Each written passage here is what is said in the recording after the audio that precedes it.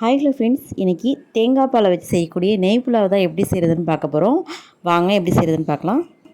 இன்றைக்கி இந்த நெய் புலாவ் செய்கிறதுக்கு நான் இன்றைக்கி ஜீரக சம்பா ரைஸ் தான் எடுத்திருக்கேன். இதில் வந்து 100 சுண்டில் 2 சேர்க்குறேன்.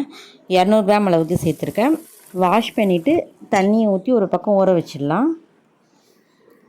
இப்போது இந்த நெய் புலாவ் செய்கிறதுக்கான தேவையான எல்லா ஐட்டமும் இப்போ ரெடியாக இருக்குது. இப்போ நம்ம வந்து ஸ்டவ் ஆன் பண்ணி இப்போ நம்ம வந்து ஸ்டார்ட் பண்ண நெய் புலாவ் நான் இன்றைக்கி குக்கர்லாம் செய்கிறேன். இது வந்து ஸ்கூல், காலேஜ், ஆஃபீஸ் எல்லாத்துக்குமே வந்து சட்டுன்னு குயிக்காக நம்ம ரெடி பண்ணிடலாம்.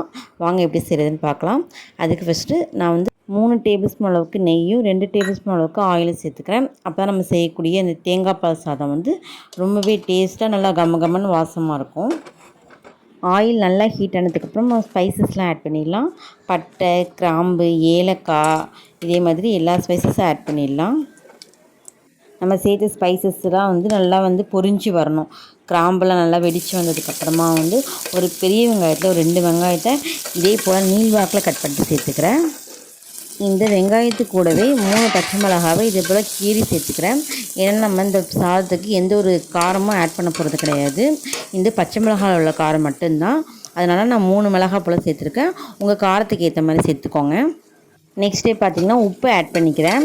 உப்பு வந்து உங்கள் டேஸ்ட்டுக்கு உங்கள் அளவுக்கு ஏற்ற மாதிரி போட்டுக்கோங்க. நான் வந்து ஒரு 1.5 டேபிள் ஸ்பூன் அளவுக்கு போட்டிருக்கேன். நம்ம செய்யக்கூடிய இந்த டிஷ்ஷில் வந்து இந்த இஞ்சி பூண்டு பேஸ்ட்டு ஒரு நல்ல ஒரு முக்கியமான பார்ட்னே சொல்லலாம். இதனால் வந்து இந்த இஞ்சி பூண்டு பேஸ்ட்டை நீங்கள் ஒரு 1.5 டேபிள் ஸ்பூன் அளவுக்கு சேர்த்துக்கலாம். சேர்த்துட்டு இந்த வெங்காயம் எல்லாமே நல்லா வதங்கி வந்துடுச்சு. இது கூடவே வந்து மல்லி, புதினா இது எல்லாத்தையுமே குட்டி குட்டியாக கட் பண்ணிட்டு சேர்த்துக்கிறேன். சேர்த்துட்டு எல்லாமே நல்லா வதங்கி வந்ததுக்கப்புறமா நான் வந்து தேங்காய் பால் ஆட் பண்ணிக்கிறேன். நான் இன்றைக்கி தேங்காய் பால் வச்சு செய்யக்கூடிய இந்த நெய் புலாவுக்கு ஜீரக சம்பா ரைஸ் தான் எடுத்திருக்கேன். நான் வந்து 200 கிராம் அளவுக்கு ரைஸ் எடுத்திருக்கேன். அதுக்கு 400 ml அளவுக்கு வாட்டர் ஆட் பண்ணணும்.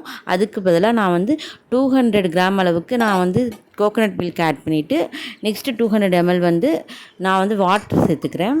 மொத்தமாக இதில் நம்ம வந்து 400 ml அளவுக்கு வாட்டர் ஆட் பண்ணணும். அதுக்கு வந்து 200 ml வந்து தேங்காய் பாலும் 200 ml தண்ணியும் சேர்த்துருக்கேன். எல்லாத்தையும் சேர்த்து ஒரு தடவை நல்லா கலந்து விட்டுடலாம். இந்த ஸ்டேஜில் வந்து உப்பு செக் பண்ணிக்கோங்க.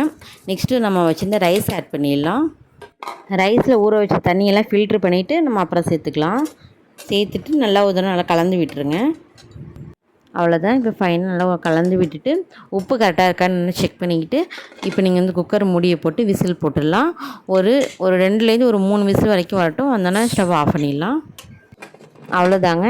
இந்த நெய் புலாவ் ரொம்பவே குயிக்காக ரெடி ஆகிடுச்சு. ஸ்கூல், காலேஜ், ஆஃபீஸ் இப்படி எல்லாத்துக்குமே நீங்கள் இது மாதிரி குயிக்காக நீங்கள் ரெடி பண்ணி எடுத்துகிட்டு போயிடலாம். ரொம்பவே டேஸ்ட்டாகவும் இருக்கும். இது பாருங்கள் எந்தளவுக்கு நல்லா பொலன்னு சூப்பராக வந்திருக்குன்னு பாருங்கள். டேஸ்ட்டும் ரொம்பவே சூப்பராக இருக்கும்.